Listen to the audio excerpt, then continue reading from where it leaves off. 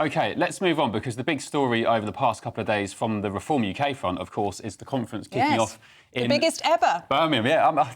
Tom Harwood said that yesterday, it's the biggest ever, and I thought, isn't it the only one ever? But, of course, they have been running for a couple of years. They have been running, now. yeah, but they had, obviously, a very successful general election campaign. Yeah. So now the pressure's going to be on building that momentum. Yeah, so lots of speeches yesterday from the likes of the leader himself, Nigel Farage. And earlier, Mr Farage took aim at the Prime Minister over the cash for clothes scandal with a rather...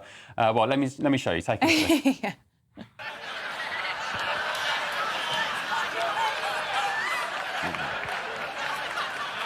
Do you like them? Very expensive. But guess what? I bought them myself. How about that? Well, we're joined now by broadcaster and author Lewis Oakley and the broadcaster Esther Stanhope. Really good to see you both this morning. And just taking a look at that clip from Nigel Farage, he certainly knows how to play to his audience, doesn't he, Esther? He absolutely is the #1 opportunist. He takes any topical story and turns it around so he can show off, because he is a good showman. And I do think that the price of those glasses is a very important talking point. £2 a pop.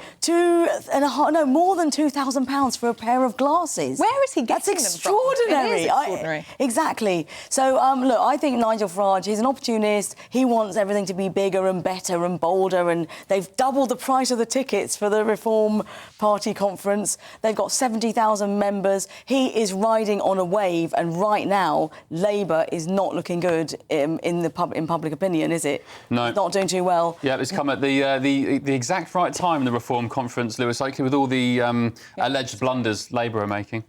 Yeah, it has. And I think that even just in that clip, that kind of being comical on stage, that's what the appeal is of him and of that party. You wouldn't see Starmer mocking another politician in that way. And I think that people like that. They like that kind of down the pub, I could have a drink with him, and I think that that's one of the reasons they're doing well. Obviously, Labour is not doing really well, but then could they really be expected to do well? I think a lot of people, they got a massive amount of seats, but I think everyone forgets, like, it wasn't a landslide as much as a sinkhole. It was because Reform and the Tories sort of split that vote. They had a lower vote share than with Jeremy Corbyn, so they were never going to be that popular. So, yeah, I mean, great time to have your conference as it's all imploding around you. And we had Lee Anderson, I'm not sure if we've got the clip, but Lee Anderson taking to the stage for his speech, and he kicked it off by tearing up the BBC licence fee as a reminder letter, I think, which Lee received, and he tore it up live on stage before kicking off his speech, Esther.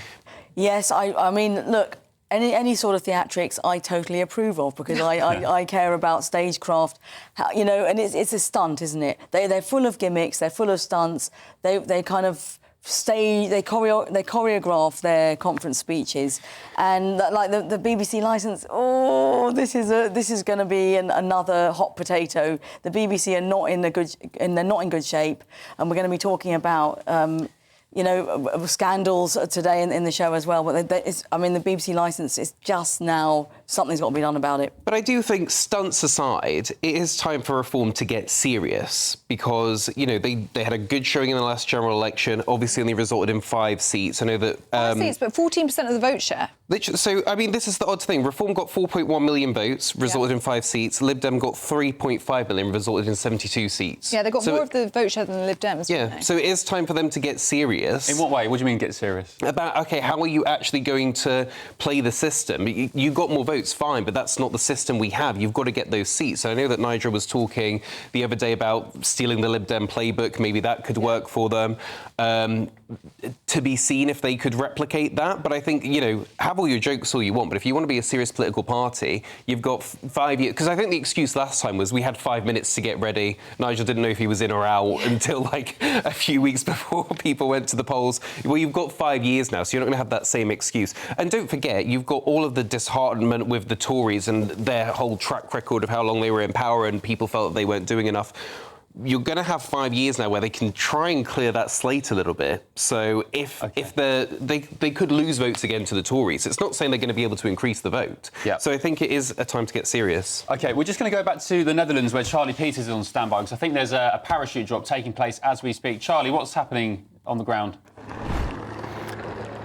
Well, you've just seen the Union flag just landing here. You've just missed them come down, but members of the Regiment's display team have just landed here at Ginkles Heath, which is where they've been gathering to display the commemoration for Operation Market Garden. We've had the mass drop of forces, but just now we've captured Red Devils display team coming down in the to display the drops, the smoke coming out there, but also members of that display team coming down from a high altitude, much higher than the forces who dropped to commemorate the operational jump earlier. They had also the Pegasus flag, which is the flag of airborne forces, first used in 1942. The airborne division taking symbol of Greek mythology, and they still wear it today on their sleeves to demonstrate their flash. But here they are, all here on the ground, Parachute Regiment's Red Devils display team.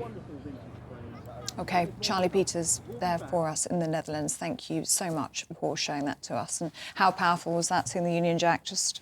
I think we have when we come back in a few moments, we'll have a clip of the full parachute jump. So we did slightly miss it there, but we'll have a full clip in just a few minutes.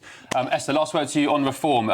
Lewis says they need to get serious, but I think they are. Nigel Farage is saying they're reforming the party, excuse the pun, on the way it's managed. He's going to seize control of it.